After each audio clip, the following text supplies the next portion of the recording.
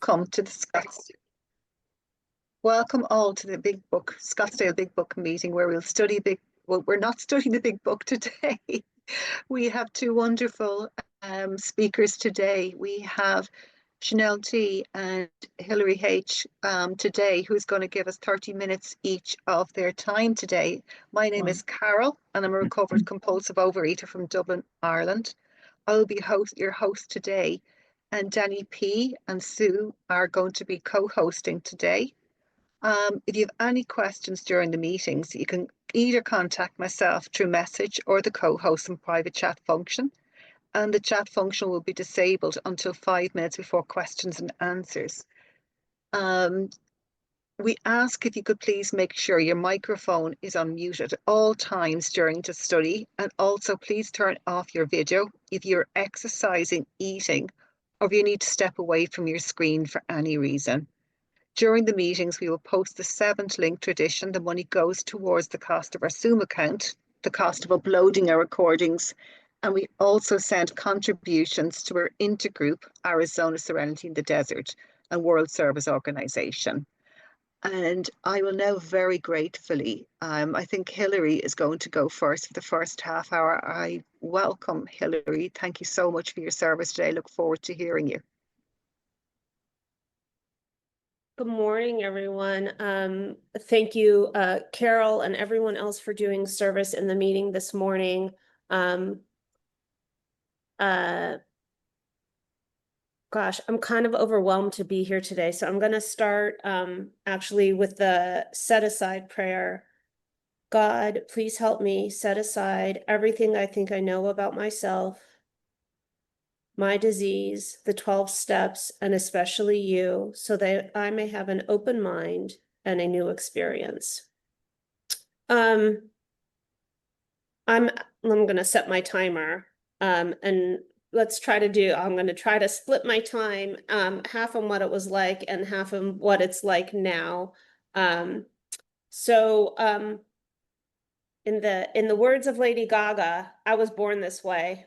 I've been a compulsive overeater for as long as I can remember. And I know this because I remember the things that I did as a small child.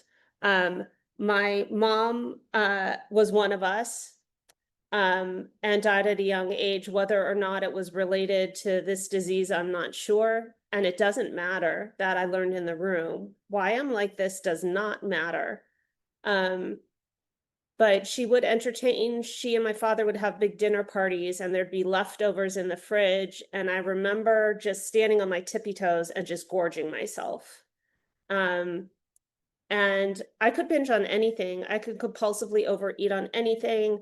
My father was in the produce business. So in the summers, especially, we'd have these big cases of fruit that would be in our porch. And I mean, I would eat so much fresh fruit that I'd be sick as a small child. Like I just couldn't stop myself. Or, I'd go to my grandparents' house for the weekend and my mom would pick me up and I'd be in tears because I'd be so sick from all that I ate. Not normal. And I couldn't get enough. I just couldn't get enough. And the longer I'm in program, the more I think about it. I was telling two more quick stories. So I was going to a summer camp that was at a park, and they had a little snack shop at the park, and they had these little candies there that I was obsessed with. I think they were like 5 or 10 cents each. Like they were kind of like throwaway candies. I scoured everywhere in the house for loose change to buy those candies. My mom said, if you can find the change, it's yours. I went through the car seats. I went through the couches in the den. I went everywhere looking for the change. Was it bold enough to go in my mom's wallet? No, but I went everywhere else. And then I remember in high school, a few stories. I had a friend and we were taking a class and we would leave the class through the back door and we'd go up to the cafeteria, and every day she would get a chocolate milk and a chocolate donut. I love donuts, but I wouldn't touch a chocolate donut. And every day she'd drink the chocolate milk and only eat half the chocolate donut and throw the rest away. And you're like, well, what does it make a difference? Like, you didn't want the chocolate donut. No, but I couldn't understand, and still to this day cannot understand how somebody could leave half a donut behind. And when I made amends to this girl, she's still like one of my closest friends. And she said, how do you know that you have this disease? And I said, Jamie, I'm still thinking about that half a chocolate donut you left 3 days a week in the back stairs in our high school. And she's like, oh my God, I did that, didn't I? And, this is a disease that runs rampant in my family. And also in high school, my sister got her driver's license, and I'm a couple years younger. And my mom sent us to the supermarket, and she gave us a list, and we bought all the things in the list. And my sister said, let's get this box of cookies too. Mom will never know. We can eat it in the car on the way home. So we did that. We bought a box of cookies and we polished it off in the car on the way home. But we didn't think, because now I'm going to age myself. This is about when the scanning started in the supermarkets. And so there was an itemized receipt with all the items we had bought. And my mom, for some reason, that time looked at the receipt and said, girls, what happened to this box of cookies? And called us out on it. I had a problem. I had a problem. And I wasn't overweight until later in high school. I always had a body image problem, but I wasn't truly overweight, but I was always compulsive. And I went to sleepaway camp. My mom was very ill.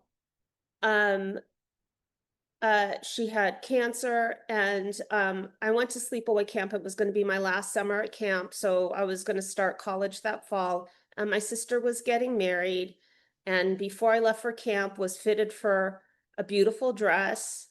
I went to camp. I proceeded to eat so much at canteen that was drawing on my salary that I think I actually owed the camp money afterwards. I don't know the exact amount of weight that I gained in those 6 weeks, but I'm pretty sure it was close to 40 pounds. And I got off the plane. My sick mother picked me up, and there were tears in her eyes because that dress was not going to fit. And she knew I was one of her. I was her. And they refitted my dress. They got extra material. I don't know what they thought. I can't even look at the pictures from that wedding. And I didn't get it. I just didn't get what I was doing with the food, but I couldn't stop. And I remember that I was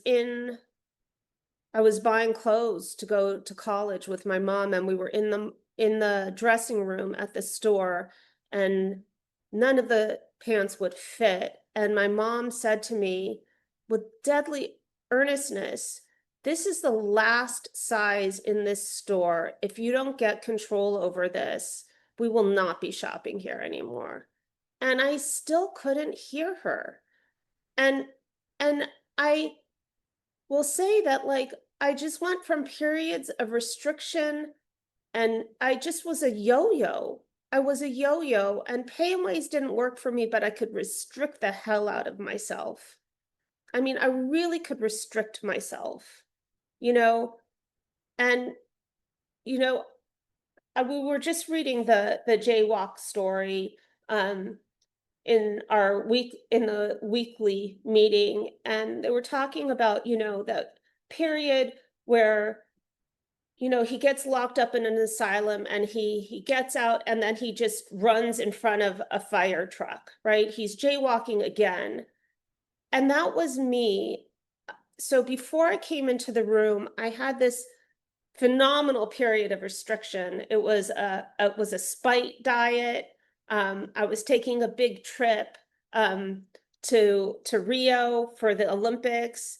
I my ex lived in my building, and I was like, I want to make him suffer, and I'm going to lose a ton of weight. And I did it.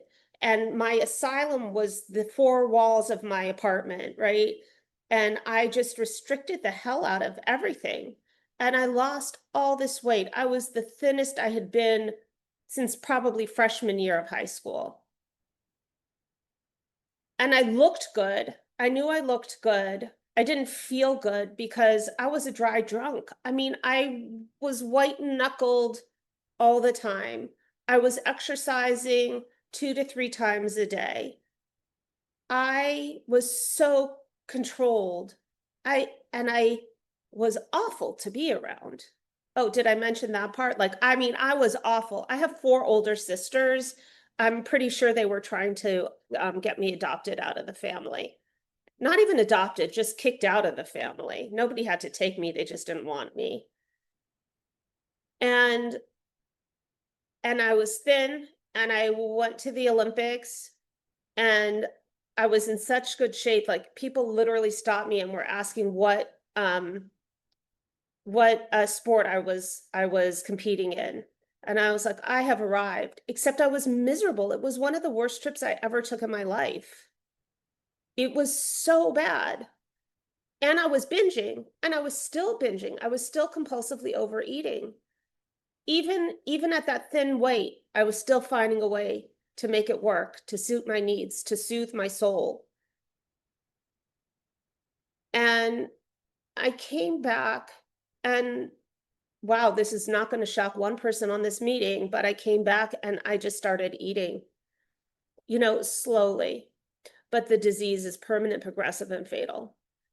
And I just started eating, and you know, I had all these things. I would do the math in my head. I don't know how many of you did this, but like the counting the calories as you go to sleep. It was like not counting sheep, I'd count calories. I ate this, I ate this, I ate this. That doesn't count, but I ate this, I ate this, I ate this. Oh, today was a good day. I wake up in the morning. Yesterday was a good day. Today could be a good day too, right? But I slowly started creeping up, right? I slowly started creeping up.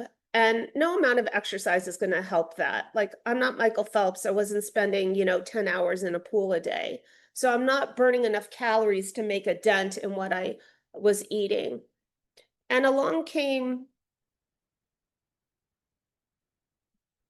COVID. And then it was really even more of a struggle.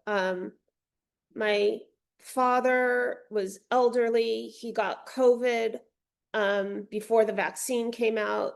He never completely recovered. He turned 80 right after he got out of the hospital having COVID. And I tried to be of service to him and his wife.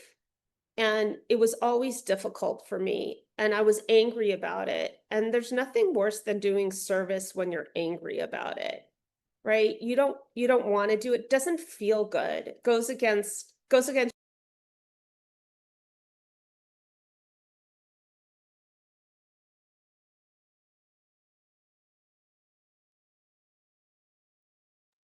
got muted.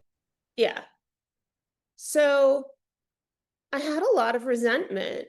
I was gaining the weight. I was in therapy. I still do, live close to my father who's now passed away, but I was walking back and forth and helping them and doing marketing and other things, angry at my sisters for not doing the things like I was doing. Um, Nobody was doing it as well as I was. Nobody was working as hard as I was, not at work, not at home, not in life. Why was I showing up with my A game every single day and nobody around me was? Um, it was really awful. And I was gaining the weight, not the heaviest I've ever been, but I was gaining the weight and it became unmanageable. And I say the weight, yeah, the weight was unmanageable. The compulsive overeating was unmanageable, but it was really the day-to-day was freaking unmanageable. Like, I could barely talk to my sisters. I could barely walk into my dad's house. I hated his wife so much. Like I just couldn't stand it. But everything was unmanageable. You ask me to do something, I'm pissed. You don't ask me to do it, I'm pissed. It's like somebody in the room said to me, like, you wake up in the morning and you're looking for your resentment, right? You're just looking for it. Like that's going to fill the hole, right? I'm going to resent it and that's going to fill my hole. And I was in therapy and I had been in and out of therapy. I lost my mom at a young age. And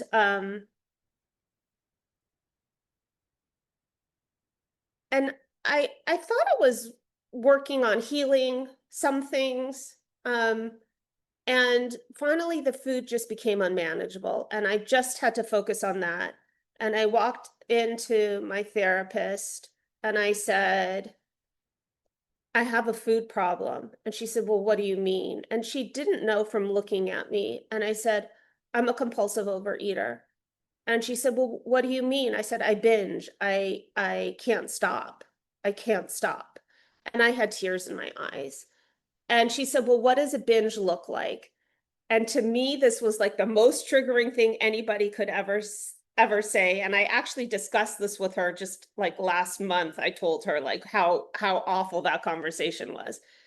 I wanted to say, listen, you skinny bitch, if you have to ask me what my binge looks like, you don't know what a binge is, and this conversation's over. But I didn't, and I said, I can't even count that high. I can't count the number of calories I'm eating. Um, I once I start, I can't stop. So every bag of any food, every box, every container, every package is a single size serving to me. I can't leave anything unfinished. It's like I have OCD almost. So you go to Costco and you buy a family size. That's not family size, that's Hilary size, right? And and and that brings me, and she brought me into the rooms. She said, let me work on this and I'm going to get you a list of resources, right? And this is God doing for me what I couldn't do for myself. You know, therapist is not a miracle worker, but she gave me the tools and she gave me a list of resources. And it was during COVID, and one of them was OA. And I had gone to OA in my 20s. I went to a meeting, I remember, in a church, and everybody was kumbaya and holding hands. And I was like, not for me, not for me. I don't like this. And I gave somebody my number there, and it was back when we had like, answering machines. The newcomer greeter must have called me like 5 times. And I'm like, you must stop calling me. I didn't pick up the phone when she called, but I'm just thinking like, this has to end. I'm never going back. And then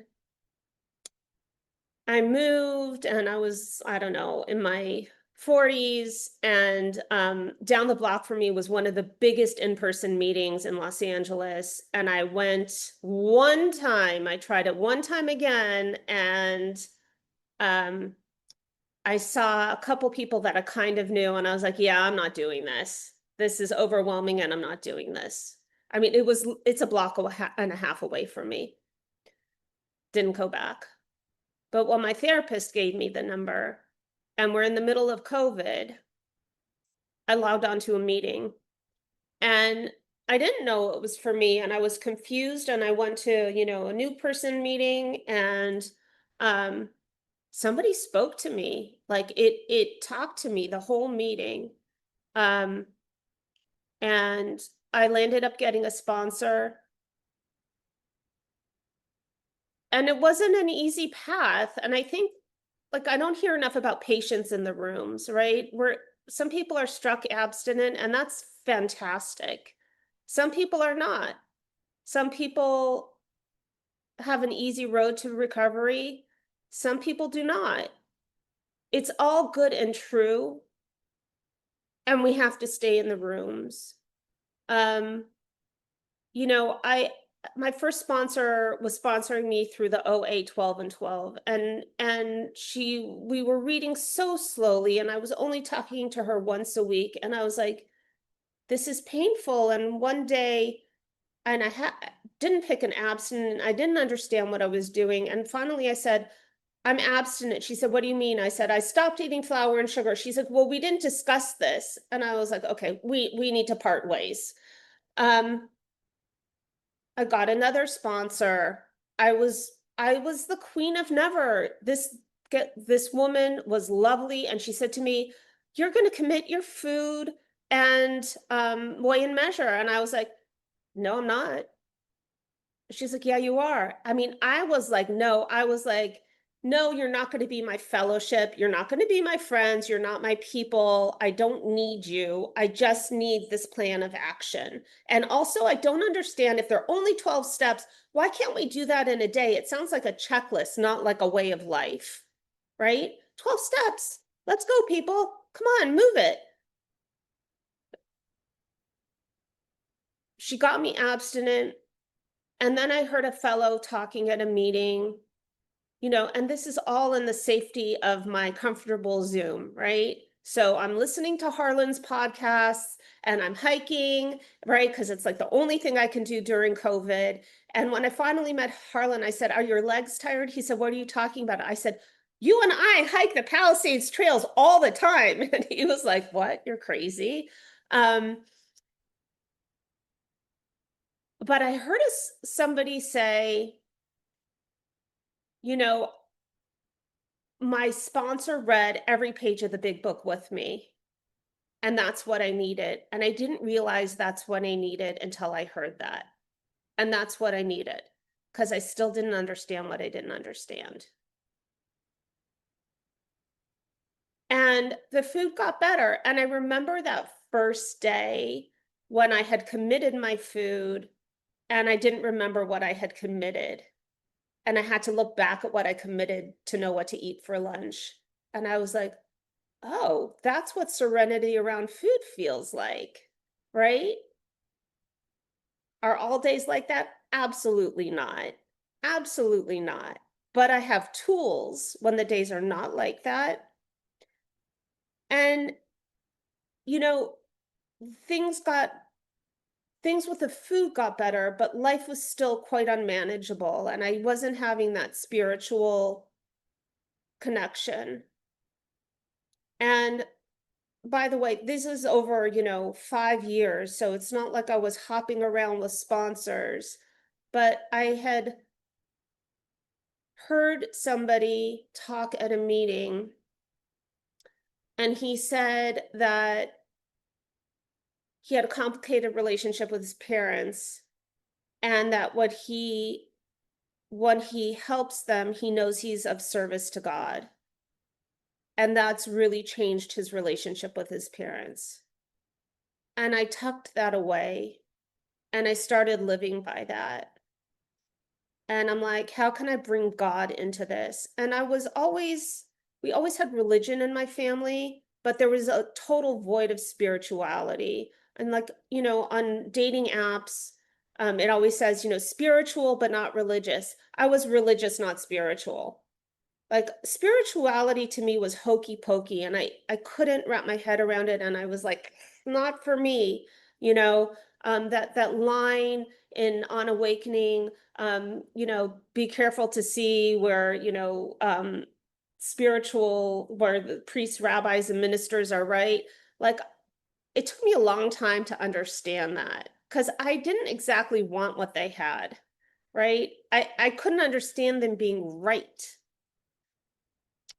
Anyway, ultimately, I changed sponsors. I've been with my sponsor for about, oh gosh, like 2.5 years, right? And it's the one who said in the meeting that he brings God into his service to his family.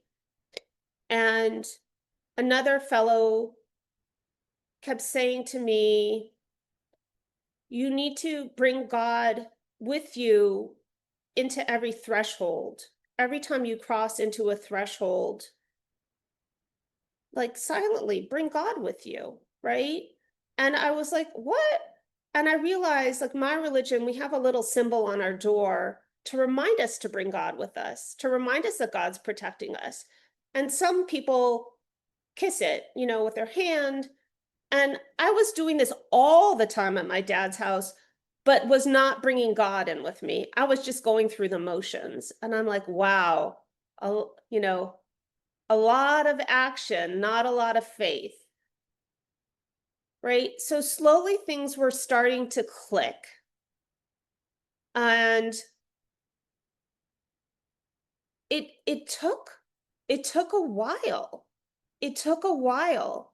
And it's not perfect. Um, this week my sponsor's been sending me this message reminding himself, but it reminds me triple A, right? Triple A, acceptance, action, and attitude. And that's that's what it comes down to, right? Acceptance, right? You say the serenity prayer. I have to accept the things, right? I also have to accept my own behavior, right? How I carry myself, my action, right? I no longer say yes to things that I'm going to resent later. I do the things with a clear heart. I do my service and meetings with a clear heart. I do it because I want to do it. If it's going to at all make me resentful, I don't do it. And my attitude, I can't tell you how this program has given me the biggest attitude adjustment. Um, you know, so my father passed away about a year and a half ago, and a month before he passed away, I had eye surgery, and I had to be on disability for a month. And I, you know, a lot of emotions around the eye surgery, and then the month kind of being pretty isolated with the eye surgery, not being able to drive. And I would walk back and forth to see my dad and really hang out with him kind of all day, watching TV, knitting, doing whatever, and then walk back with my dogs, just back and forth all day. And at the very end of the month, my dad passed away. And he was 94 and he had a good life and he loved me and he loved my sisters and he was only worried about us and he was a deeply religious man till the very end. And as sad as I am and as much as I grieved, I had nothing but gratitude for the eye surgery that gave me a month with my dad, sitting with him, being with him, telling him that his youngest daughter needed a hug. Did he have one in him? Um, this is an attitude adjustment. I could show up for him. I could show up for his wife. Um, you know, hard sometimes, but always trying to show up as God would have me be. And sometimes it meant that I couldn't go because I didn't have it in me, and that's okay too. Um, but the program's really filling a hole in me. When I show up, I really try to act as if, even if I don't want to be there. I try to participate. I never realized how isolating this disease was until I got to the rooms. It really kept me confined. It kept me from dating. It kept me from marriage. I had friends, but boy, am I a better friend now than I ever was. Boy, can I show up now for my family, my sisters, my nieces, my nephews.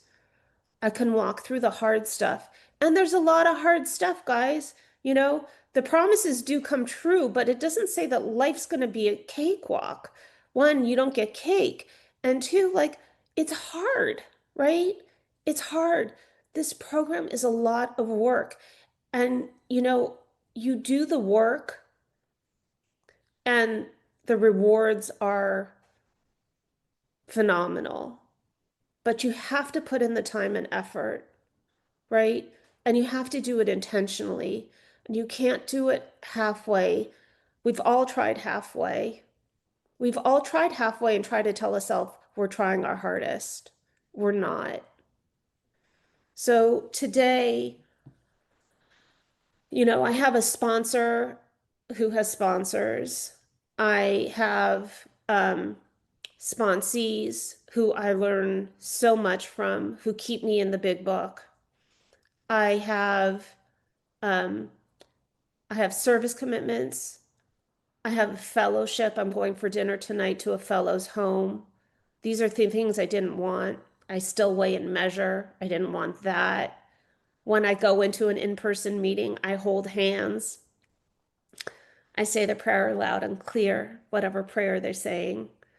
Um, from the queen of never, I'm the queen of kind of now. I do the things. I'm grateful to do the things. I'm grateful for an intuitive thought.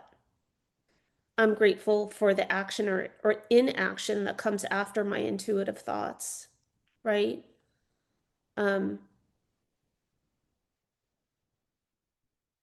I have a lot. I have a different life and attitude being in recovery than I did before. It's a much more enjoyable life. It's a much easier life. Um, even yesterday, I got my new driver's license in the mail and it was supposed. Okay, well, you know what? I'm going to pass with that. Thank you all for being here. I hope something I said resonated with you, and I can't wait to hear Chantal. Thank you. Thank you so much, Hilary. Very much appreciated from your experience, strength, and hope, your courage, your vulnerability, and showing us, the promises through hard work in the program and better coping mechanisms in life. Chanel, please, we'd like to hear you next when you're ready, please. Thank you. Thank you, Carol. And I could have listened to you all day, Hilary. Thanks so much. Appreciate you. Hi, I'm Chanel T in Washington State. Somebody give me a thumbs up if the volume is right. If it's too loud or okay, perfect. My volume, technology is great when it works the way I want it to, when I want it to. You hear me on that? All right. I am a grateful and recovered compulsive eater by the grace of God today. And I'm going to get into that. That's why I'm talking. And I'm not going to do a big book study with you, but this chip of a book, the big book of Alcoholics Anonymous, saves my life every day. It's conference approved literature. It's what tells me what to do. That, my higher power, my sponsor as well. Those three, that's what I need. But I got to tell you, there's a place I was before and then what happened to me and where I am now. And so that's what we're going to do right now. And I thank you for being here with me. Regularly scheduled programming, if that's what you're looking for, will return tomorrow. But today we're going to do this while Harlan is at the retreat with a lot of our fellows. So we're having our own party over here, everybody. Here's the thing. I believe I was born a compulsive eater, even though I'm going to say it, but you're going to question me, and that's fine. I did not show in the disease externally until I was almost 29 years old. Okay. But I was doing crazy things all along. I was in sports. That helped. Didn't show. I was exercising compulsively, so it didn't show. And I ate in crazy ways so that it didn't show. And when I look back, I am going to be 58 in another week, and so grateful. And I look back, I realize that most of my life, I've binged or starved through it. And I don't mean that I qualify as an anorexic. I do not. Nobody was clinically taking me to that, but I was doing crazy things in restriction, binging to the point that I didn't even own a scale anymore. Or I had a scale and I'd get on it so many times a day, body scale, so many times a day, and how much I exercised would determine if and how much I ate. In fact, if I came over to your house that day and we were going to go hang out, which was really me taking hostage of you because I wasn't a friend to anyone. My only friend really was food. My only friend were the food behaviors most of my life. And that's how I lived my life. And I didn't even know that that wasn't normal. I just thought I was an alien. I'm going to say that. I thought I was an alien in my own family. Nice people, okay? Really nice people. Family of addicts, but not with the food. Didn't see other people doing with, where they could eat that thing and then put it down to the point that that box of snack food or bag of snack food got stale. I think that should be a crime, okay? Letting those things go stale. How is that legal? You're only going to eat half of it. We heard about that a few minutes ago. Really? Then why are you eating it at all? You're wasting it. That was me. And that is me as a compulsive eater. And yes, there were traumas. I won't go into a trauma log, I promise. There were traumas. Did that exacerbate things and maybe help me accelerate the disease a little sooner? I don't know. I just know as long as I can remember, food had a special place for me, a very special place. And not every food, certain foods and ingredients. And as the Dr. Silkworth says in this book, and I'm not going to quote the book to you today, but you know it's on page XXV. I talks about men and women drink essentially because they like the effect produced by alcohol. First time I heard that, I was visiting an AA meeting where I didn't belong. And I remember thinking to myself, thin, over-exercising, didn't think I was over-exercising, continually getting injured. But in my 20s, I remember thinking this, and I'm jumping around a little, but I'll go into a chronology in a minute. Thank you for being patient as I do this. I remember hearing them read that and thinking, wow, you could put X or Y or Z, and they were foods, in there instead of alcohol, and eat instead of drink. And that's me. I remember thinking that, and that was in 1994. Well, I didn't seek help at that point. I wasn't seeking OA. I didn't think I needed anything.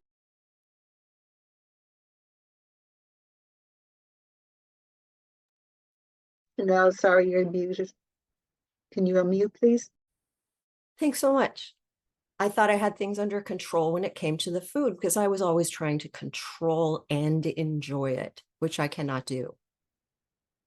And I'm going to tell you, when I finally was able to lay down all the food, white knuckle abstinence, entire abstinence, starting on January 18th, 2023, fully by God's grace, and work these steps using the big book like my life depended on it. So that's a little foreshadowing. That was the only time I'd ever been abstinent. I was never abstinent before that. Okay. And I'm also going to tell you, I didn't actually want to eat like a normal eater. I really didn't. That was never an aspiration of mine.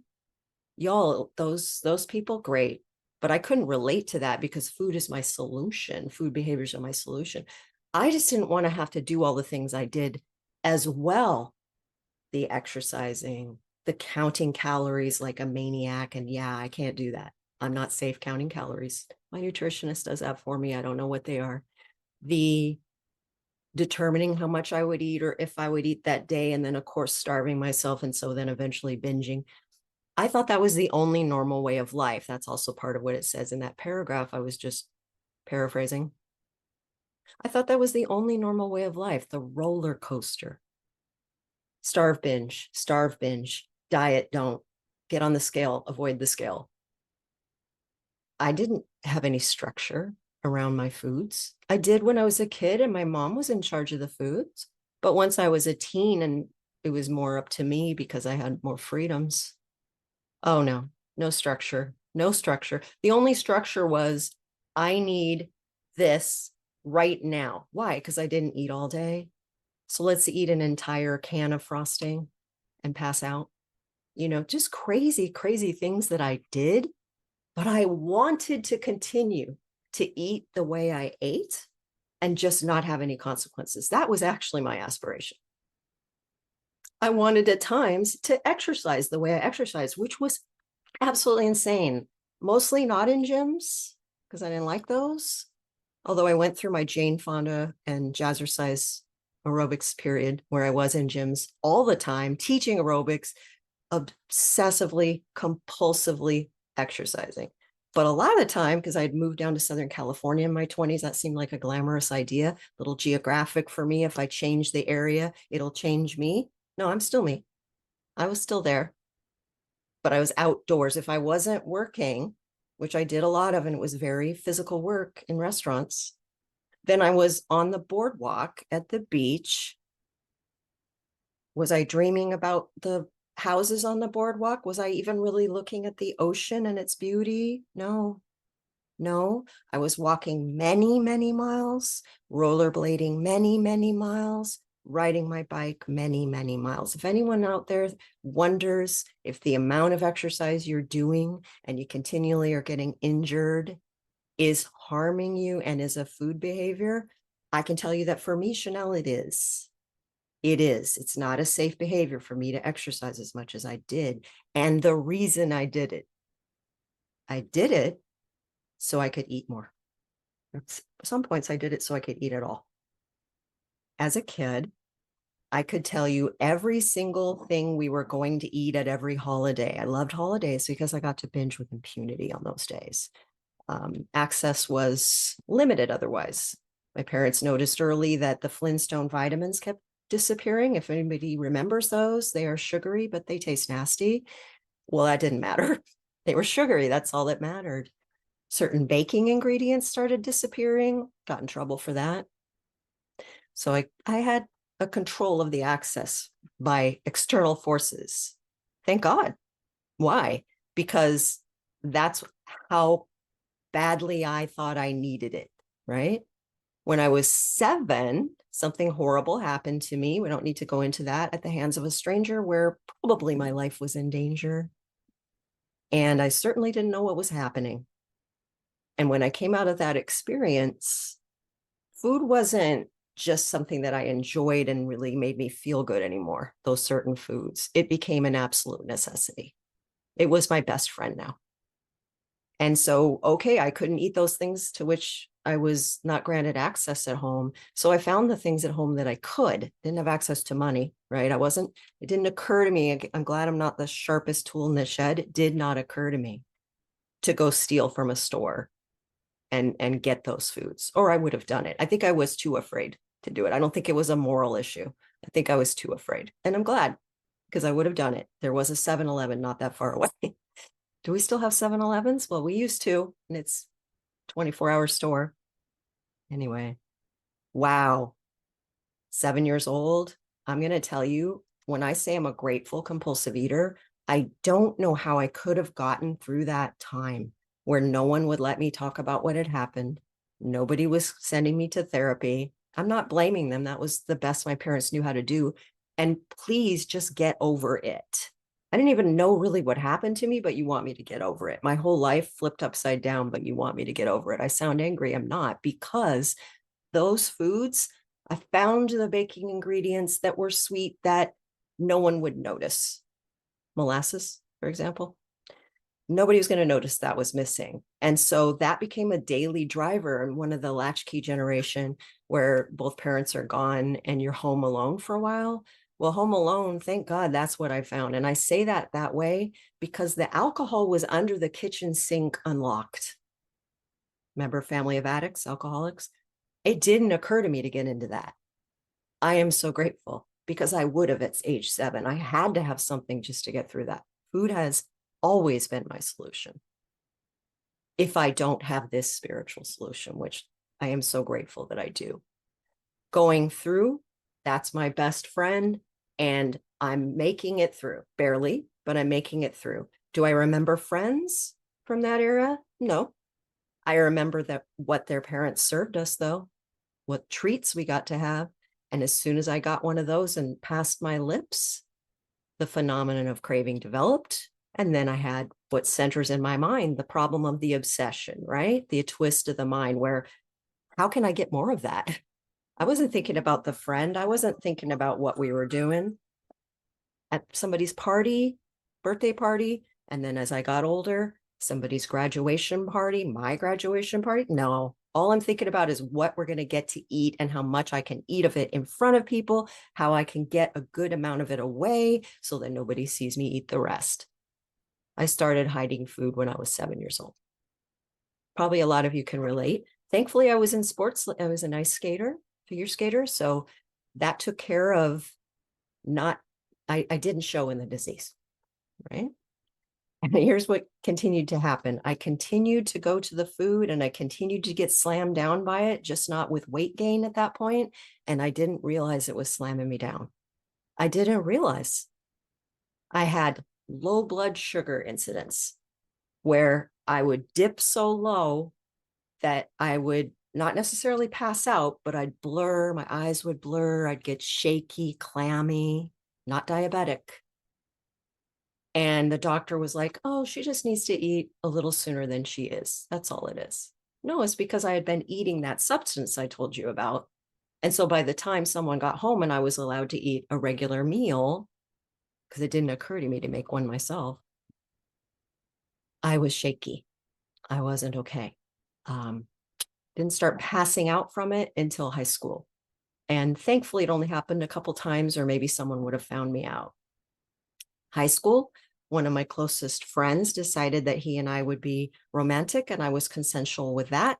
And then on a date, he decided it would mean certain things physically that it did not.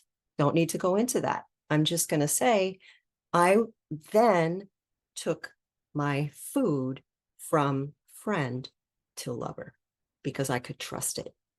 I knew what to expect from the food and food behaviors.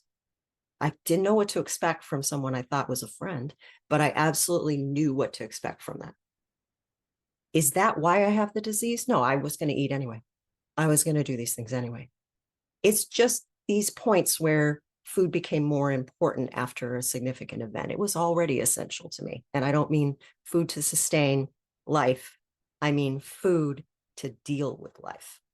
That was me going through life with my food and food behaviors. Then we get through the 20s. The 20s were chaotic, like a lot of ours are. And I was just going through the motions of life. I was, in fact, I think, a passenger on a roller coaster. If I were to put up pictures right now of me, you'd see me at all sorts of sizes. Underweight, not too obvious though, because let's be honest, in Hollywood, don't we celebrate people being underweight, particularly women? Overweight, every point in between. Even when I was underweight, which to me is normal, that's what my brain tells me is normal size, is being 2 sizes too low, because I can obsess over size just as much as weight. Even when I am underweight, it doesn't buy me the happiness I'm sure it will. Even when I'm at a size and my hair is the way I want it and all those things, which has happened a couple times in my life. Again, too small, but nobody seemed to notice. Oh, you look great. Did you lose weight? When I didn't even need to in the first place. Super fit, right? Even then, not happy. Not happy. Still a passenger on this roller coaster of life. Is the only normal one for me was a roller coaster of life. Dramatic relationships, drama around jobs, never feeling like I fit in. Here I am, right? I'm in my 50s. Ask me how many times friends had me in their wedding party, which is a pretty standard thing for women. A lot of men too. 0. 0 times was I even in the wedding party, let alone bridesmaid. Maid of honor is what I'm trying to say. 0. There's a reason I wasn't showing up as a friend. That's how this affects me, this disease, when I'm in it. I don't show up for jobs eventually. And when I'm there, I'm not really there. I don't show up literally to big milestone events of friends and their children. Or if I'm there, I'm not really there. Didn't show up for my own kid.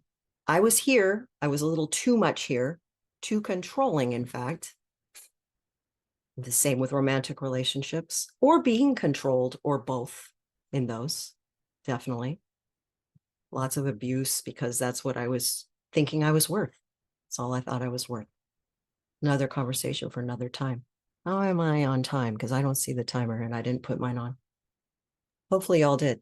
Or I'll okay, thanks. No, thank you. Thank you so much.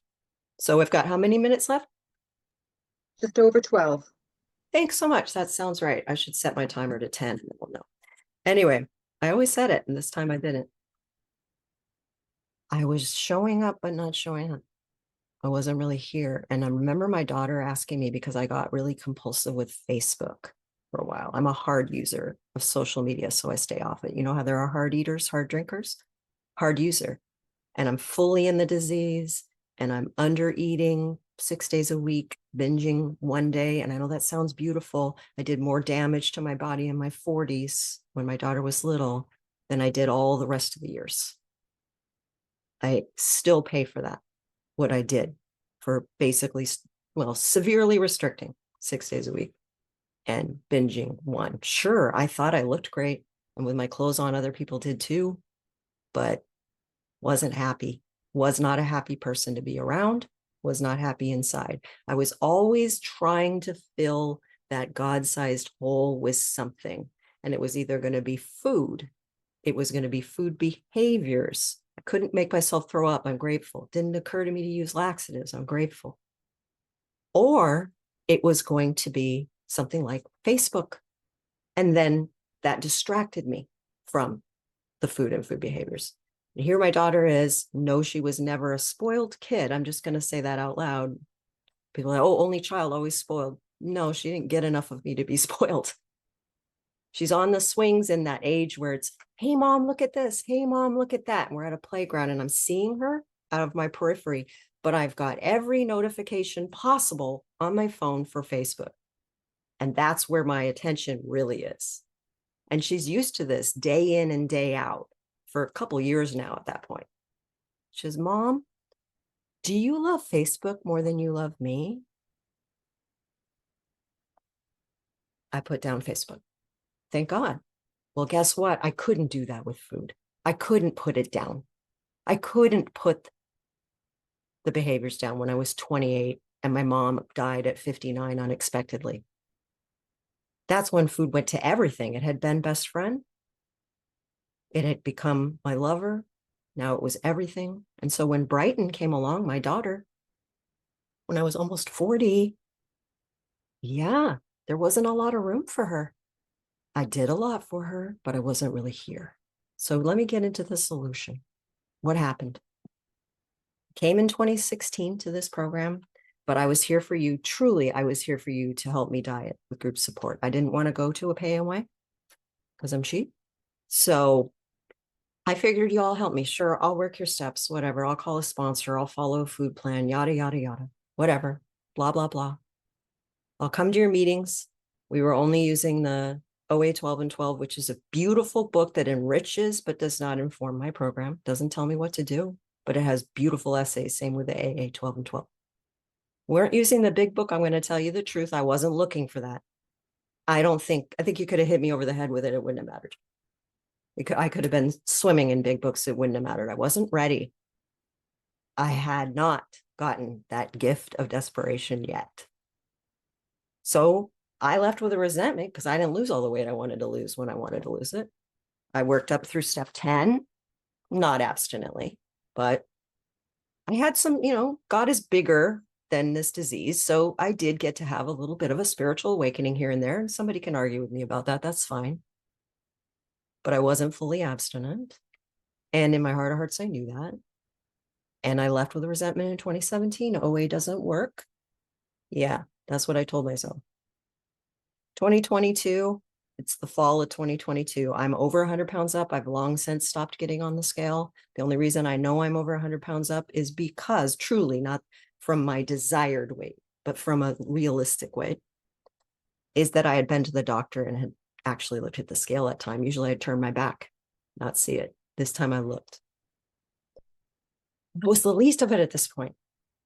It was that I could barely do anything anymore. I couldn't overexercise anymore. I couldn't successfully diet, and I'd been probably a world champion at that. I just couldn't function anymore. I knew I was in full bondage to this disease, and I knew I had the disease. I knew it.